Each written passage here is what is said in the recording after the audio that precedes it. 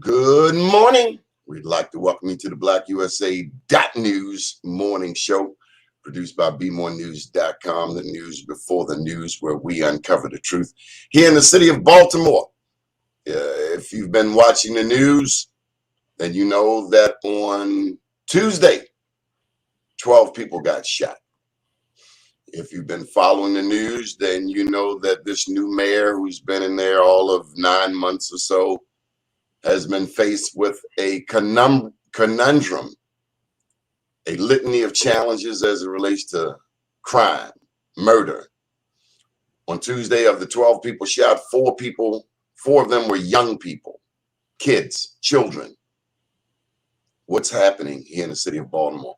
Roya Hanna has asked that very same question.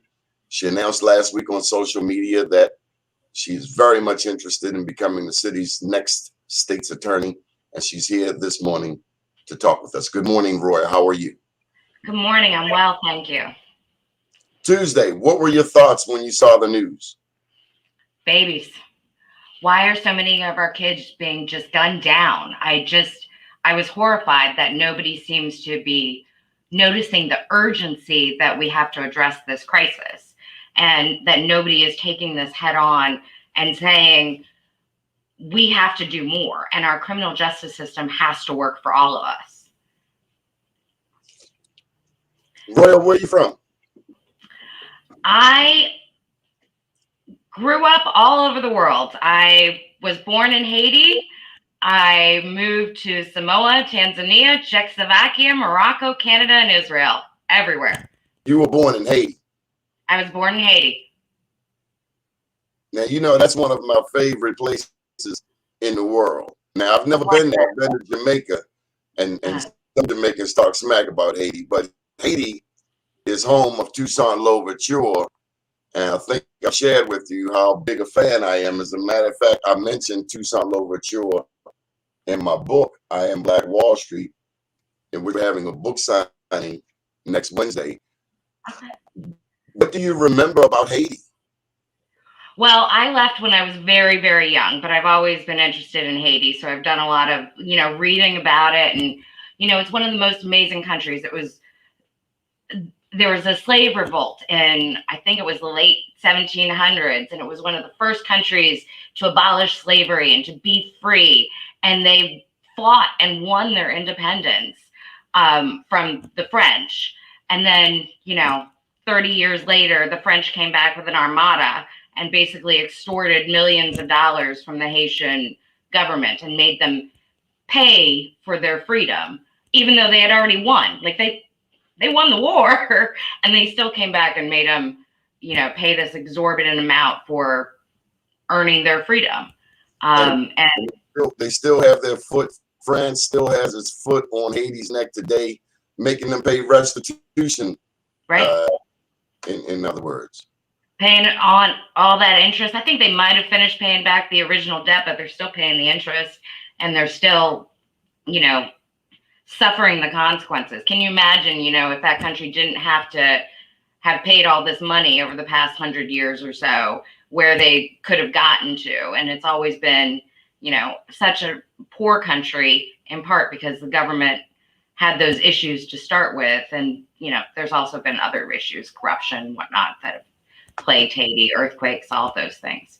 I know we're here to talk about Baltimore and crime and the state's attorney. But yes. when I think of Haiti, and I think of how Toussaint Louverture crushed Napoleon Bonaparte, and they've just had a string of misfortune, earthquake after earthquake.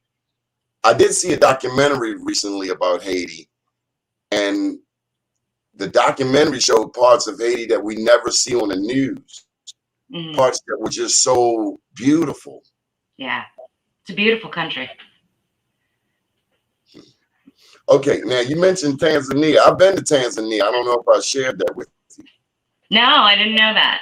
Yeah, I was in Arusha. Okay. And, I did get to go to Ngorongoro crater. I saw the lions on one side and the gazelles on the other side.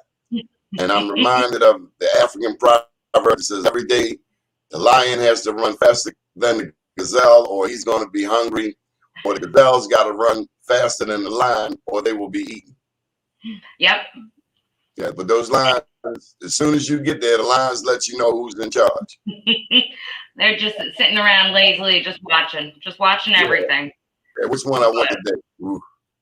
Yeah, I like Tanzania. It was another amazing country that people don't recognize. Like nobody thinks, oh, I want to go for vacation, I want to go to Tanzania, but it has the Serengeti, it has all sorts of really great tourist attractions. It has Zanzibar, which is a spice island, and you can go take spice tours and all of that sort of stuff. Beautiful beaches.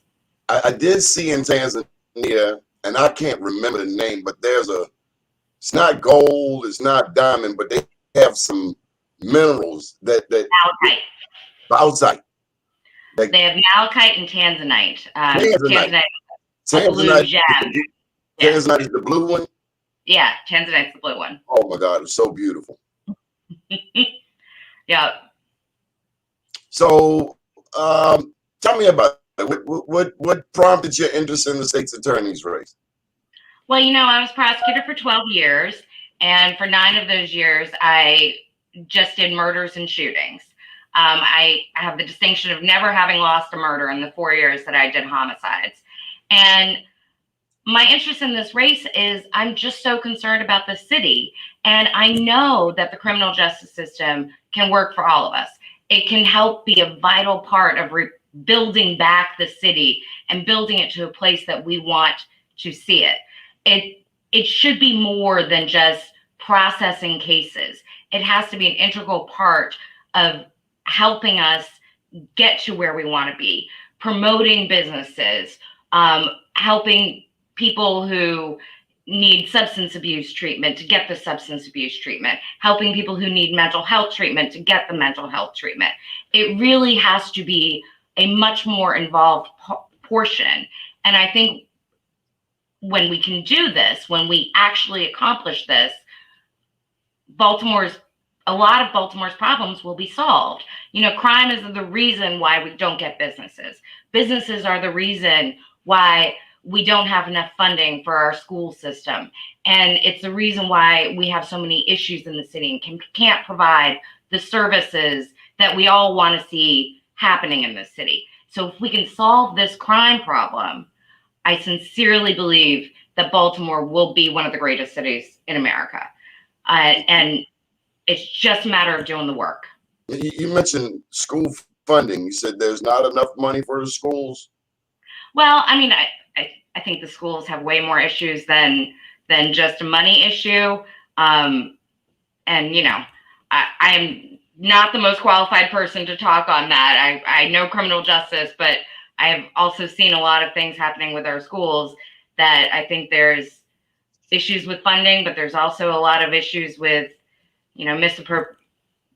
misappropriations or waste or wherever it's going. It doesn't seem to be really impacting our kids and getting us the quality school system that we all want to see.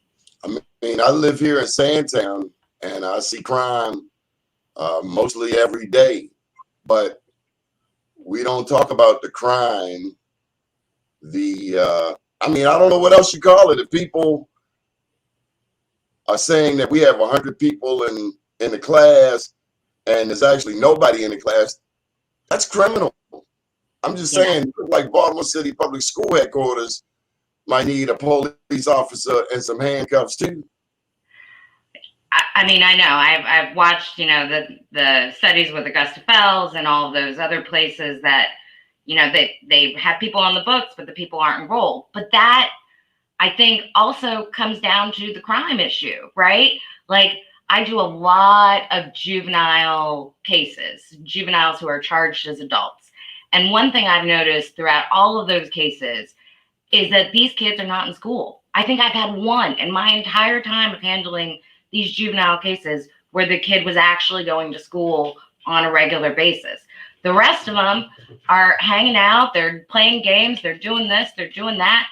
Sometimes their parents, just don't know because parents are out working and they don't know where the kid is every single day. And the children not being connected and not being engaged and not being in school, is part of why they go down this path. And, I ask all of the kids, why'd you go out and carjack somebody? Why'd you rob somebody? What's up? And for the most part, they say things like, it was something to do. Or, I saw them and, I thought they had money, so I went and I did that. There's no good reason. There's no real evil or malice. It was something to do. And that's why it is so important to connect our kids, to get them back in school.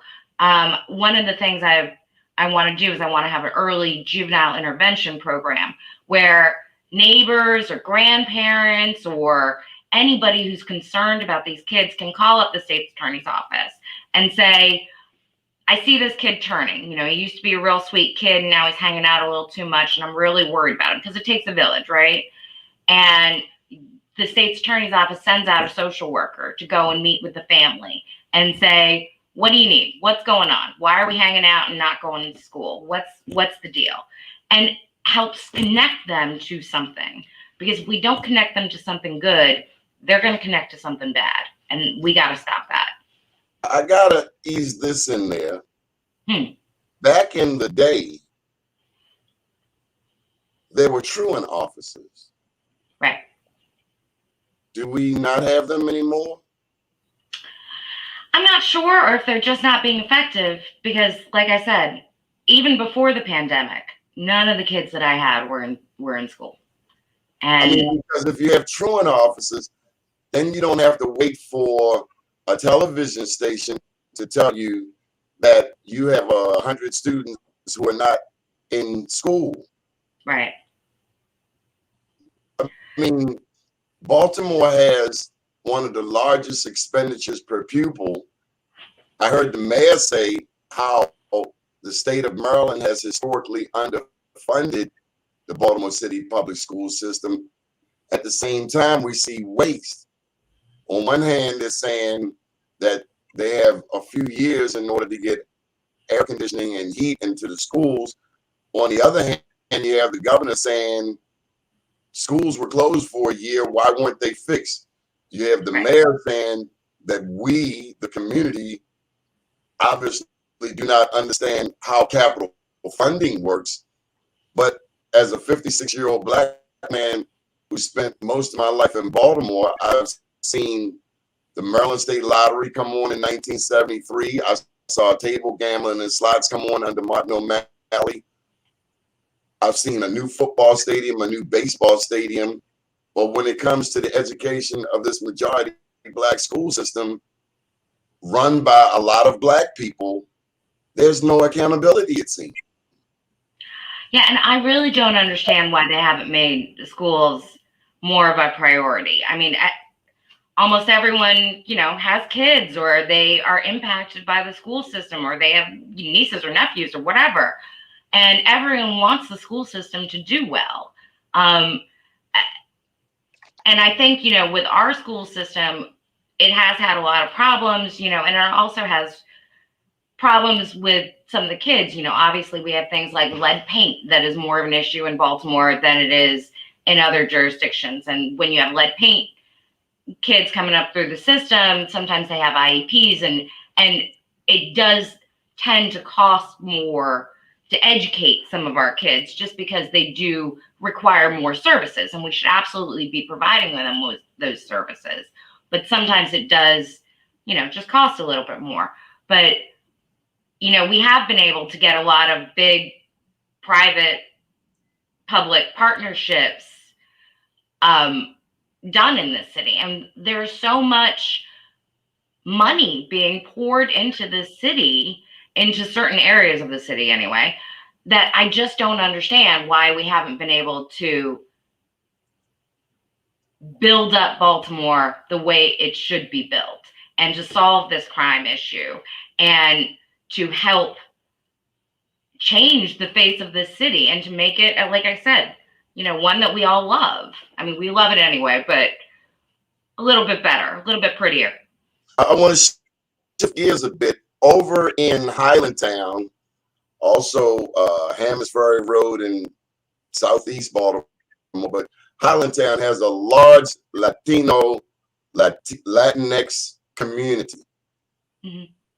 Any thoughts about crime, justice, punishment as it relates to an otherwise burgeoning Latino population here in Baltimore? For instance, I know that when a lot of Latino women endure a domestic violence situation, they silent because to say something can get them kicked out of the country. Any thoughts on serving the Latino community? Well, I think that community in particular is often victims of crime, because people do tend to take advantage of them and think they won't report the crime. And, or if they report it, they won't be believed or whatever. And, we do have a U visa program, which is a U visa is basically if you've been a victim of a crime and you're cooperative with the police and you're, essential to the prosecution, the federal government will allow you to stay, even if you came here illegally. You have to go through this application process, but they can get a U visa for being a victim of crime. So I think a lot of that is communication, and a lot of people don't know that. And with the domestic situations, I think that domestic related assaults are treated differently in the immigration system. So sometimes that can lead to the husband or, their significant other being deported if it was a man, if it wasn't with the woman. And I understand that people are concerned about that, but nobody should have to live with abuse. And we need to find a better way of handling those situations and making sure that people can escape an abusive household and don't have to live with that and can really, advocate for themselves and be safe.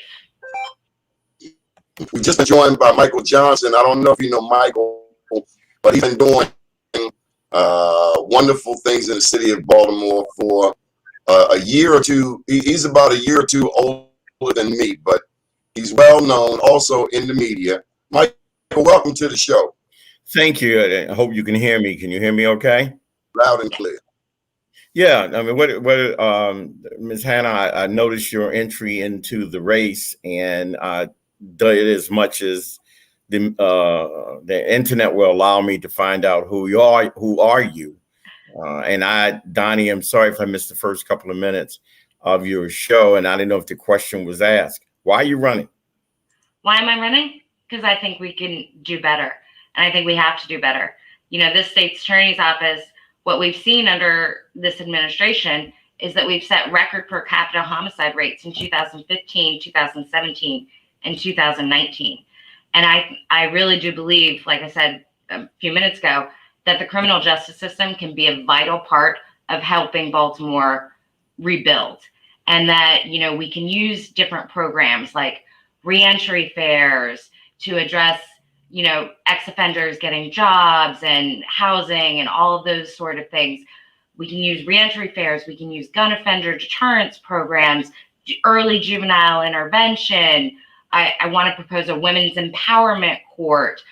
There are so many different things that we could be putting in place so that people don't come back, that we don't have the recidivism that we've seen in the past. One of the things that I want to do with low-level offenders in particular is to really integrate the idea of community service. And, I think right now, a lot of these low-level offenders aren't being prosecuted at all. But I think there's a big difference between not prosecuting somebody at all and sending them to jail and leading to mass incarceration. I certainly do not want mass incarceration, but I do want people to be held accountable. And so that's why I'm proposing that for those low-level offenses, instead of even putting them on probation, they just do community service. That, they go out and take a picture of a alley that's messed up, take a picture a couple hours later of it being clean. I just want people to repay their debt to society, if you will, in a constructive manner, one that we can all appreciate. And I think that if we do that, we will help to build the system that we all want to see. You know, there was a study out of Philadelphia that said they went out and they put doors and windows on vacant houses, and they just replaced the doors and windows. They didn't do anything to the inside. It was pretty much still a shell on the inside, right? But they replaced the doors and windows, and they found that there was a 39% decrease in crime. They found that for every dollar that they spent just replacing doors and windows and things like that, that they saved $5 in gun crime costs. For every dollar that they spent fixing our vacant lots to make them look like green spaces instead of just, you know, trash, they saved $26 in gun crime costs. But just 1 second. I mean, that wouldn't be the role of the state's attorney's office. No, if I may. And so, you know, because we've heard we know about the broken window. I mean, we're not new. This is a little different than broken windows. I had to call the police in my block, the 1100 block of North Carrollton Avenue, today because addicts broke into a vacant. And now we see this on a regular, but when they get too close to my seniors, I got to drop down because they get high. The next thing you know, a fire starts. The fire hits the roof, and once the fire hits the roof, it's all wide open. And so, Mike, I do like the idea of getting some doors and windows, if that's what it takes, because what we're doing here is boarding them up and they tear them down, boarding them up and they tear them down. No, I don't believe, if I may, Donnie, I don't believe that was my contention. My point was that there is a role for the state's attorney's office. And I mean, what we know the city should be doing, you and I are well aware, Donnie, that the city is not doing. But for the city state's attorney's office, you know, your role is to get bad people and make a decision how you're going to make them pay. That's pretty much the scene. You don't, because you're not, you know, you work with, you know, I hear all of these good feeling events and these good feeling things that people have. And I always have a tendency, and Donnie, you know, I've said this before, you know, what do they do about the people who ain't broke the law? So, you know, you hear this, I've broken the law on one side, and, you know, these are the people who sometimes seem like they get a lot more things from people who are trying to do the right thing. What do you consider are low-level crimes that are not being prosecuted by the state's attorney today? Well, I think everything that she's laid out. Like what? She doesn't prosecute drug possession, attempted distribution, loitering, trespassing, there's rogue and vagabond, urinating and defecating.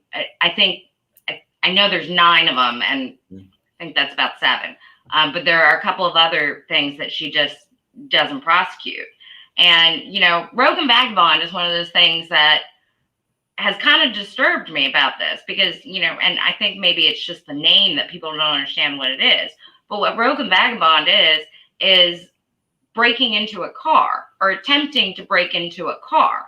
And I don't want somebody to come around with a brick and smash my window out and attempt to break into my car. And I think that if I see somebody about to do that, I should be allowed to call the police, and the police should be allowed to arrest them for doing that. I don't want to wait to be a victim of, you know, these people's rogue and vagabond. And I think one of those things. Is that the legal term of someone breaking into my window? Yes. Of my car. In your car, yes. Okay. It is either possessing a tool which will break into a car, like a Slim Jim or whatnot, or attempting to break into a car. Let me. Well, maybe we could have a different name of what that is, because to me, that's just burglary. I know. It's just for cars. It's not for your house. Yeah. Let me interject here. What about loitering? That's Freddie Gray happened. Police cannot arrest people for loitering. Now, I don't know how it went down and all of that, but what I know is ever since Freddie Gray, the cops have taken a knee. And loitering is something they seemingly cannot do anything about. They got to call up they got to run it up the food chain to see if they can actually do anything about this person standing on the corner for 18 hours. Well, I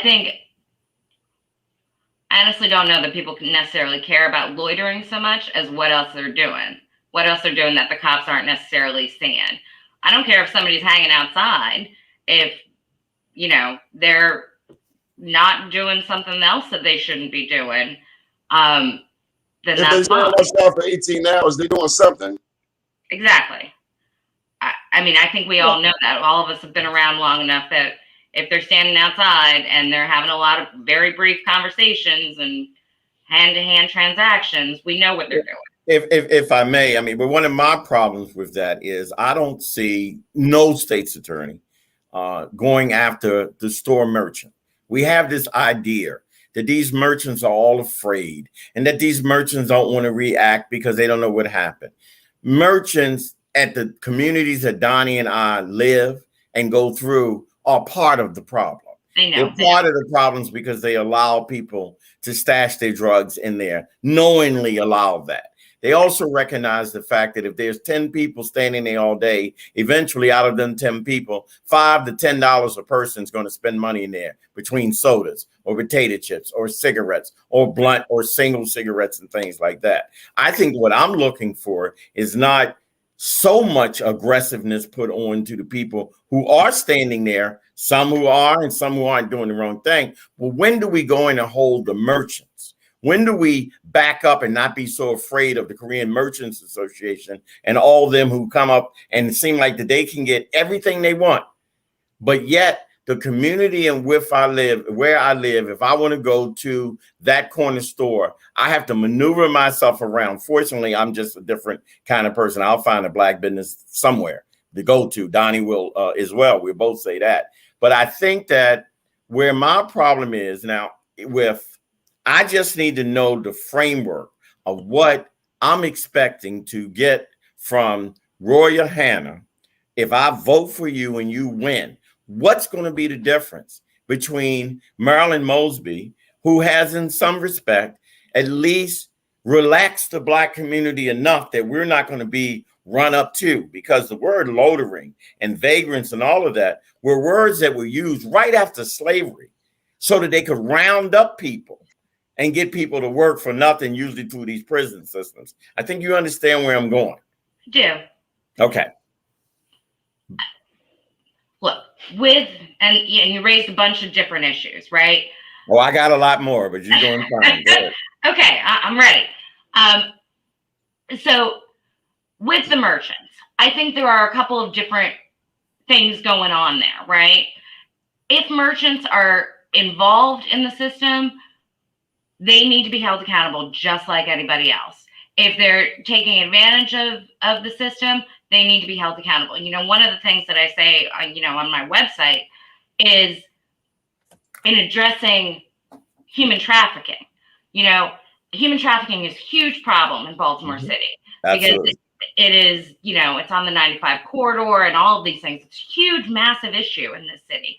And, we have hotels and we know that the hotel owners know exactly what is happening to those little girls in these little rooms, right? We know that they know, and yet nobody goes after them. Nobody addresses. Will you? I put it on my website. I will go after them because they are benefiting from the human trafficking that happens in their hotels. And these children, for the most part, and they're not all children, some of them are young women, are being taken advantage of and profited off by all of those people. And that is something that we need to address desperately. And, the reason I'm addressing this human trafficking issue up front is because we need to take it out of the shadows, because it is the shame around it that that causes it not to be addressed and causes it to continue. And so, yes, I will go after the hotel owners in that. But what about, and if I may, Donnie, and I promise I won't keep stepping on your word, Rose. It's the first time I got a chance to speak to you. But, we also recognize, many of us, that we look at the faces of some of these people in these fingernail shops and some of these people in some of these businesses that have these very young people who can't speak English, who, you know, we can't get to? Will we still be putting that emphasis on going through the businesses to make sure that these people in these businesses actually have actual people that should be working? Or are we just saying the hotels? Well, I mean, the reason I brought up the hotels was that is, you know, specifically something that I've already identified and addressed. But, you know, human trafficking doesn't just include sex trafficking. Right. It includes all, you know, people who are being used for free labor or things like that. So, and I hate it. I just want you to know I hate it. Yeah. I hate it. I do too. Okay. And, you know, we need to, again, do something. And we were talking about U visas before. Do something to make sure that these girls know that, you know, if they come forward and they say, I'm not being paid and I'm not getting a fair wage and I'm not seeing any benefit from all the work I do 12, 15 hours a day, that they know that they will not have to leave, that they will be able to get a U visa, and we'll help them with that process. It happens a lot in immigrant communities. You know, my father's Egyptian, right? So he came here and, you know, he was fortunate enough to have a good education, become a professor, but things could have been very different. And things are often different for immigrant communities. And that is something that, you know, Baltimore, we're having a lot more of, where we have a lot more Hispanic immigrants than we've ever had before. We're having a lot more Asian immigrants. I think, you know, we're opening up to Afghanistan. And I'm very happy to see that. You know, I love diversity. I grew up all over the world, right? And I just love it. So I'm happy that we're getting there, but it does bring issues that we have to be able to address. And, you know, as far as some of the other things that you brought up, I know how to handle violent crime. So I think the difference, one of the differences that you will see under my administration is a focus on the violent crime. And I was prosecutor for 12 years, 9 of them doing murders and shootings. I never lost a murder. I have the distinction of sentencing somebody to probably the most time ever for witness intimidation. We have to address the violent crime, right? That is what plagues our city. And we need somebody who has had that experience, but also understands, and from my defense attorney perspective, that we need to build stronger cases. That's why one of the things I want to do is to change the intake system so that officers don't just drop somebody off at central booking and don't think about the case for 3 months. That we really have prosecutors there who can go through the cases seriously and evaluate them and say, will a jury convict this person? And not wait 3 months to try to fix it. And if there's a problem with the case, send the officer back out that night, the next day, go get more video, go get more witnesses. Let's see if we can fix this case. Because, you know, I have a bunch of cases now where I'm shocked that they were charged.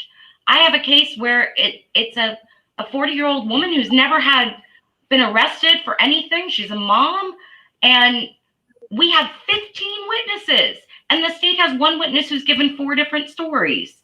And that is not a case that they should be going forward on, but it is because nobody over there really evaluates the cases and really looks to see what can be proved and what can't, which is, you know, I've talked a lot about the conviction rate, and that's a problem, but it starts at the beginning. If we can't fix those cases, and we have to recognize we have a young police department, and a lot of them don't have a lot of investigative experience, and we have to help them. When I was in homicide, I'd go down in the middle of the night and I'd interview the witnesses with the police officers. And if there was a hole in the story or a problem with the case, I would say, okay, this is what I need. I need you to fix this before the case was charged. We need somebody with that kind of investigative experience to evaluate all of the cases. And obviously homicide's a little bit different, but we really need to look at that and make sure that the cases are rock solid before we have somebody sit in jail for a year pending trial. Roy, can I ask you about the synergy between the mayor, the police commissioner and the Baltimore City state's attorney. Any thoughts on the synergy, the cooperation of those three individuals? How should that relationship be? Well, I think they all have very different roles to play, but I think what we're seeing is not a lot of communication. You know, when Miss Mosby first rolled out her new plan, a few days afterwards, the police commissioner was asked, what constitutes possession? Like, what's the number? And he was like, I don't know. I guess we're just waiting for the prosecutor to tell us.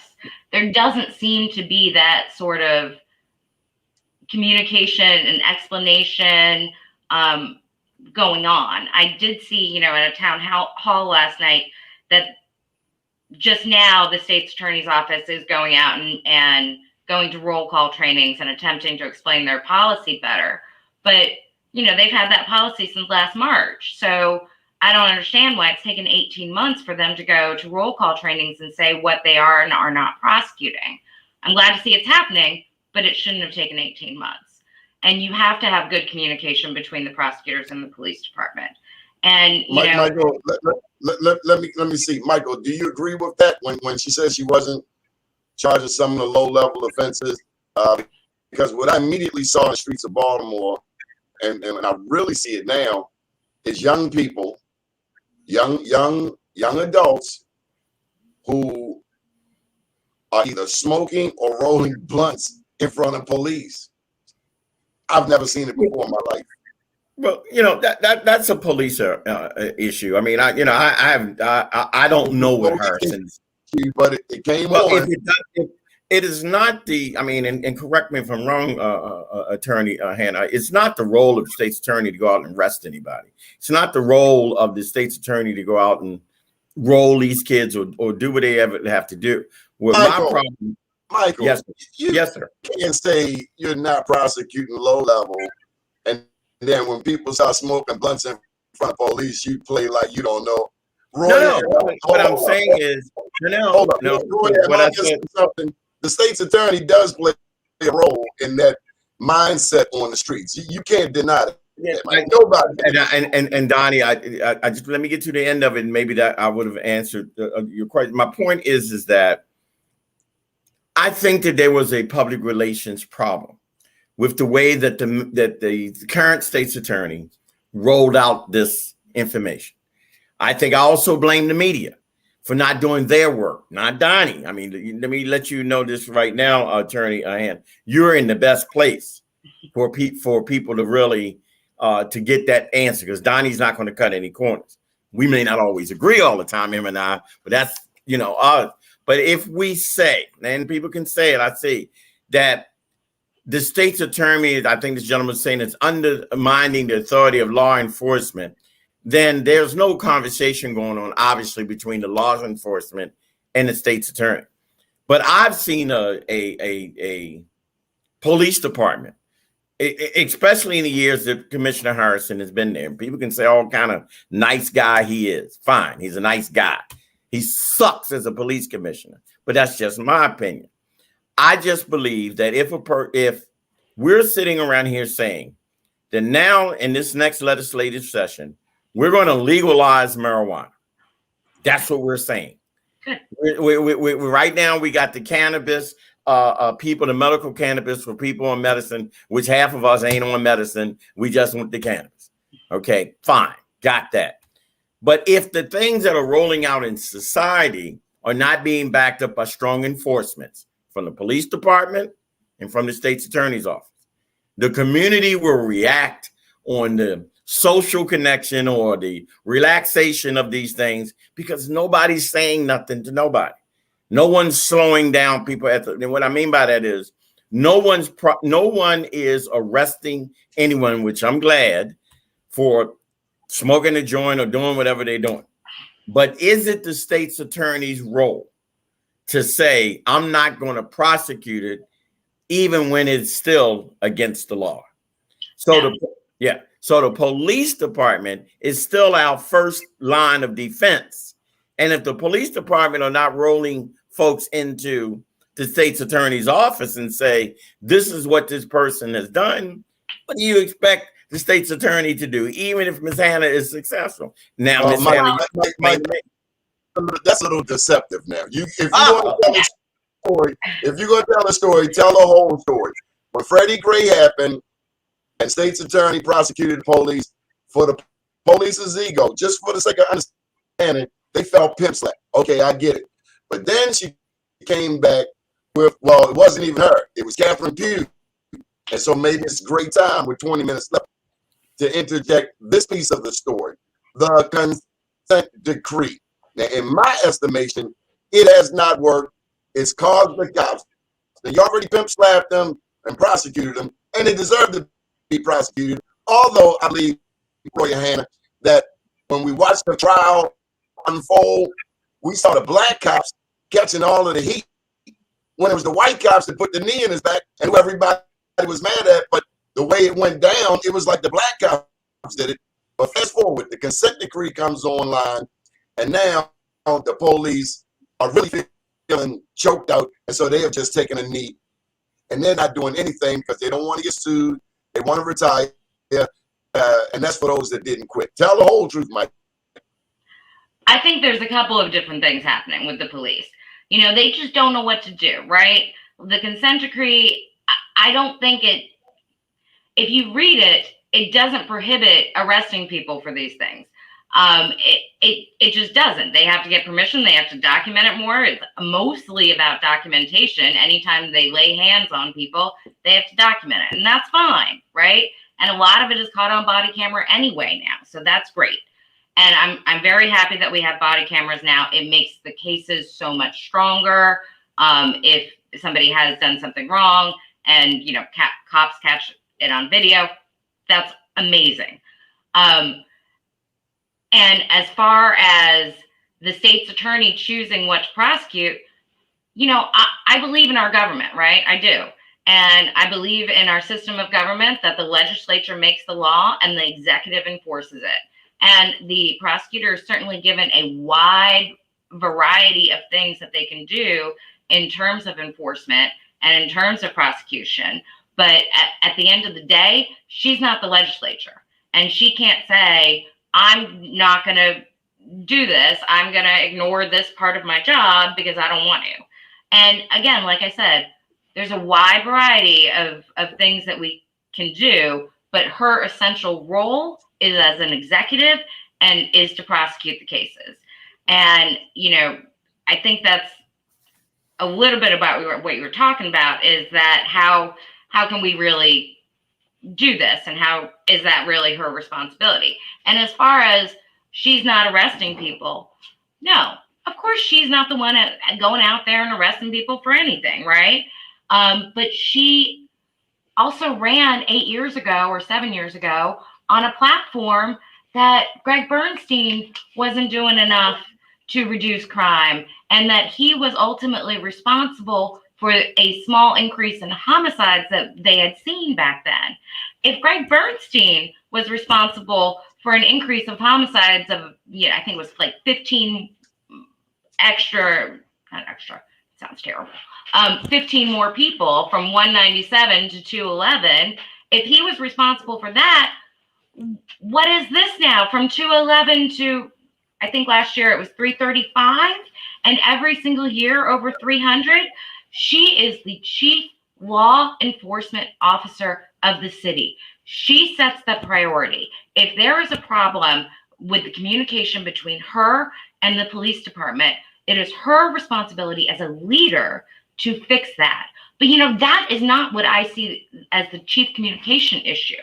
What I see as the chief communication issue is the impact that she puts out in the community. I have so many clients and clients' families who come and say things like, oh, she's on our side. She's going to dismiss this case. She's the chief law enforcement officer. She's trying to prosecute you. I can guarantee them of that. But that is the message, that she's not going to do anything to anybody who breaks the law, and that they can just do whatever. And the message has also gone out that they're not going to win. And so if you have the thinking that she supports this. Again, it's probably a messaging issue, but she has to make that incredibly clear to the community. And I think she is attempting to do that. You know, I've seen several town halls where she goes through and says, we are still prosecuting drug dealing. We are. But for some reason, that message has not gone out. And we are seeing more and more shops just open up and go and just not shut down. And it really does impact people, you know, old people who still have to live in the communities and have to walk by these drug shops every single day, and kids who have to walk through the drug shops to get to school. We need to do something about them. It is impacting everything we do. And, you know, businesses, they feel like, you know, that like you were saying, the shop is right out in front of their business. And if they could get them away, maybe the shop would do better, right? Maybe they could have more things. Maybe they could sell different products instead of selling glassine baggies or whatever. We really do need to address this. And she is the chief law enforcement officer of this city. So it is her responsibility at the end of the day to work with the commissioner to put programs in place that are effective. And, you know, I think a lot of people gave her a second chance last time because they were like, oh, you know, the police pulled back. I want to see what she can do. I'm going to give her another chance. And I understand that. But it's been 7 years and we haven't seen homicides go down at all. We haven't seen any improvement in crime. I'm going to interject this. You mentioned Greg Bernstein. And so if you were to become the Baltimore City State's attorney, I think one thing Greg Bernstein lost sight of, and I've met him, I mean, other than his profession, he's a likable person. But I remember that Sharman case, and Michael Johnson particularly remembers it because it's in the neighborhood where the high school he fought for resides, Northwestern High School. And I think the huge mistake that Greg Bernstein made in that case was he ostracized himself from the Black community. And Baltimore was the majority Black, and it didn't set well with us. The Sharman defendants were defended almost against a young kid who got it. What he got, his wrist broke, Michael? I think it was, his arm. Wrist broke. And I mean, nobody should be endorsing a mob mentality or violence from citizens. It was like George Zimmerman on Trayvon Martin. And I'll never forget when the case was going down, how the members of that case, the defendants, were standing on a courthouse, and it was almost like the 60s revisited. Almost, we don't need Black, white, Jewish, non-Jewish fighting, beef. Baltimore is home to segregation. And so just for a point of reference, I don't know if you noticed, but there was a mayor in Baltimore named J. Barry Mahou, and he was known as the father of segregation, early 1900s. There's a street in Baltimore named McMecken Street, named after George McMecken, who was a Black lawyer who stayed on J. Barry Mahou's hind parts like white on rice. And he had a cousin, I believe, Ashby Hawkins, and they held him accountable. We don't need racial division.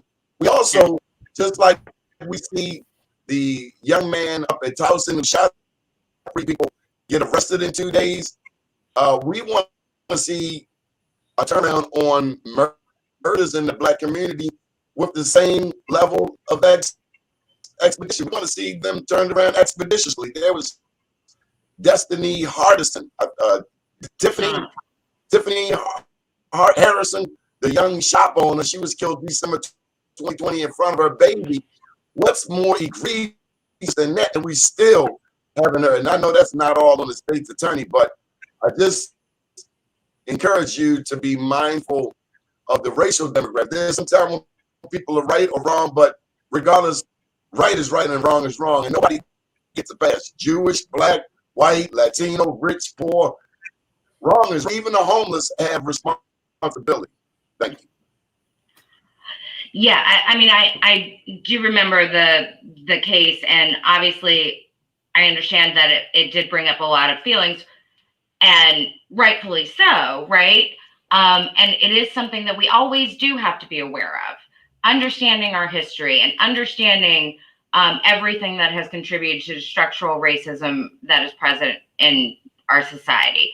It's something that we definitely have to look at, and we definitely have to continue to address each and every day. It's not like we're ever going to completely get this behind us and solve, say racism is over and we solve that problem.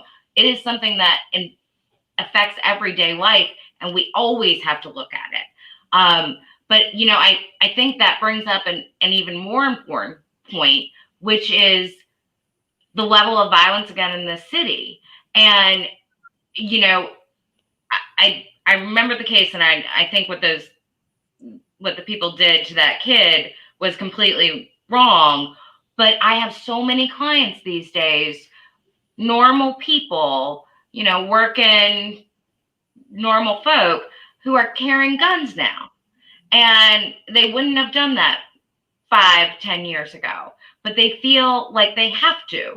I just finished a case recently. Again, guy in his mid-40s just started carrying a gun because he was feeling like he was under threat, and he had been getting some threats from some people in the neighborhood, and he accidentally shot somebody. And he didn't mean to. He'd never been arrested, never had issues before, but he just felt like this city has gotten so dangerous, and so many more people are carrying guns than ever have before. And unless we address that, it's just going to escalate. Because, I do believe in trauma services. I do. And we need to provide, trauma therapy to those who need it. But each and every murder creates, at least 20 more people who are seriously, deeply affected by it, 20 more people who need trauma services. Unless we stop the crime, we are never going to be able to stop the need for trauma services. And we really have to address this issue and have somebody who's taking it seriously and going to go after the violent repeat offenders and get them off our streets and provide the other things that we need to have in this city. Mike? Well, I mean, I've heard this, I have, and maybe it's because I'm 66 years old and unshaven this morning, but I've heard this. And so, I mean, I look forward to the conversation. I look forward to the debates. Right. I look forward to, and hopefully that will be what it will be. I hope that Donnie Glover is involved in the debate conversation, because I know that his questions will be questions not of partisans, and a lot of our media, people of color, is not necessarily the case. But with Donnie, he's a true professional. Me, I'm just crazy as hell. But we just want to make sure that I hear you. I'm glad to meet you today. I look forward to this. I have some more questions. I'm quite sure you'll be back, hopefully, and on that. But we have to be careful, because we in the community have been burnt so many times. We were burned from Swisher, the days of Swisher. We were burned, when Swisher came back. Bernstein, as far as I'm concerned, when you're sitting there with the people who broke the young man's arm in a press conference and they're standing around you, is not a good look. Yeah. Now, let me say this, Mike. Bernstein was supported by some popular black radio people. Yeah, absolutely. I mean, they do the same thing with Hogan. But at the end of the day, I will be open to hearing you move forward. I think Donnie has laid it out very clearly.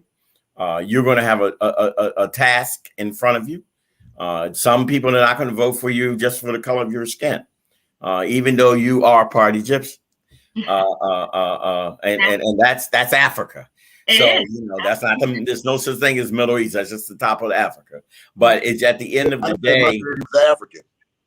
That's right. So at the end of the day, I just want you to be aware that we're tired here in our communities. We're tired of the murders. We're tired of all of the things that are going on, but we're also tired of what it seems to me and the contemporaries is that too many merchants, too many small business people within our community are contributing to these problems. And we want the same investigation that's done, as Donnie would say, on Little Pookie down the street. We want the same investigation to be done of how people got liquor license and what are the commercial crimes, and I might not be using the right word, but what are the commercial crimes going on in our community that's contributing to all of this? And sometimes, let's not forget, Mike, how many cops getting paid to turn their head away from the dope man. And I'm saying, so all of that puzzle, and all of that puzzle that Donnie has said, contributed with what I'm saying, is why our community is tired.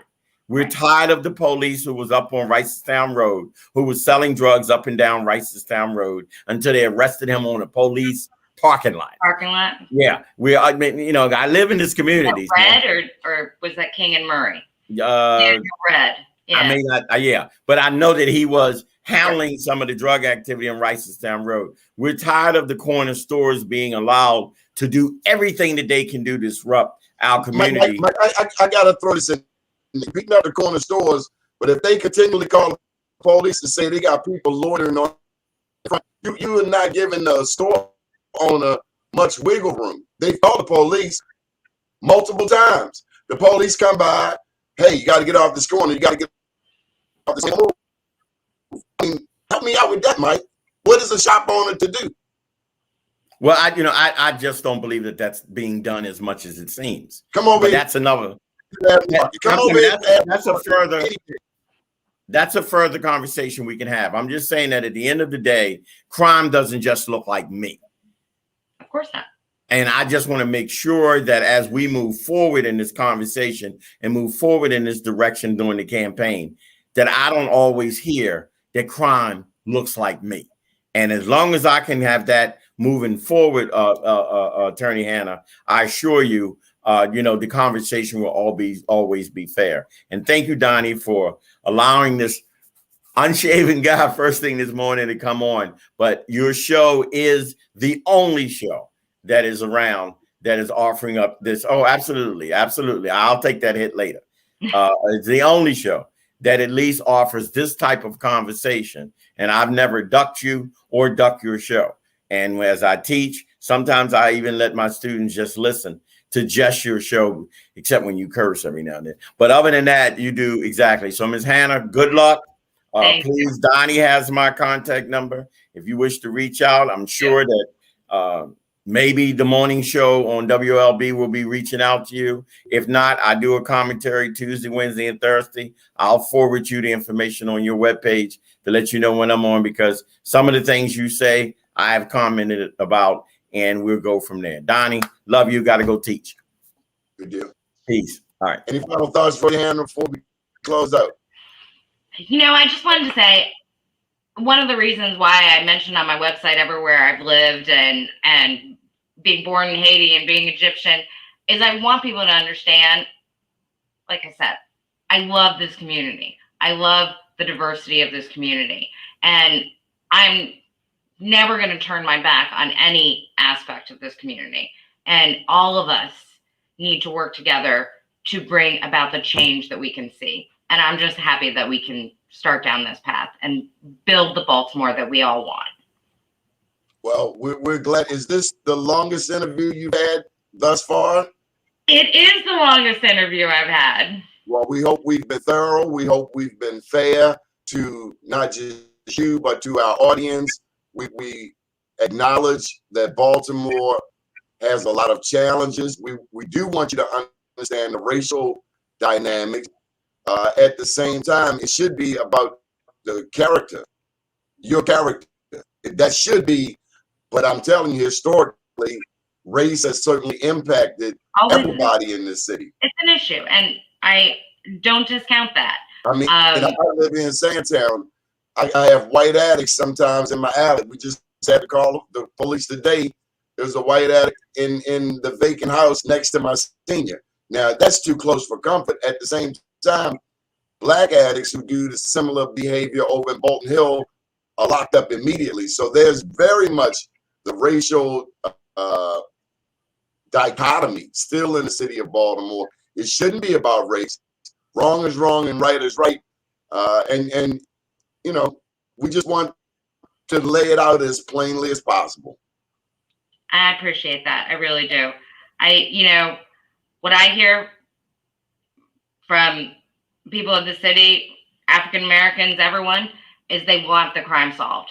They don't, I've asked them, okay, what about the, Egyptian thing? Like, I'm not African American. And they're like, bro, we don't care. You're a good person. You got a good plan. We know that you can make this city better. And as long as I'm able to convince people of that and people actually see my true heart and get that, I don't think it's going to be as big of an issue as some people think.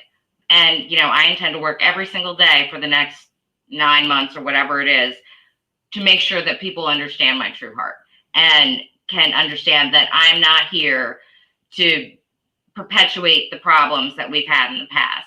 When I wrote my plan, I really wrote it to try to address some of Baltimore's bigger challenges and to deal with issues that we've always had and to just help this community. And, every Monday night we have a virtual town hall. And one of the reasons I'm doing it that way is because I know that every single person in this town has ideas on how to solve the crime problem. And I want to hear from them. I do. But you also got to go to the community because not everybody has access. No, I am doing that as well, but I know a lot of people are scared because COVID or it's more convenient or whatever. So that's why I at least want it. Have them on the corner. Have them on the corner. Have one at Penn North. Have one in the Avenue Market. Have one at North in Greenmount, 33rd in Greenmount. Take it out to the community. Okay, I will. Maybe I'll do that next week or the week after. I just, every single person has ideas about crime, and all of them have a perspective that we need to take into account and really look together as a community and solve this. And we can solve it. It just is going to take the work and somebody who's serious about the work and has the experience to back it up. Roya Hanna, thank you for joining us this morning. My name is Don Glover. We'll be back 7 p.m. tonight for Black Business Roundtable live from Oakland, California with Doug Butcher and Dr. Ashley. On behalf of BlackUSA.News and BeMoreNews.com, have a powerful day. Thank you.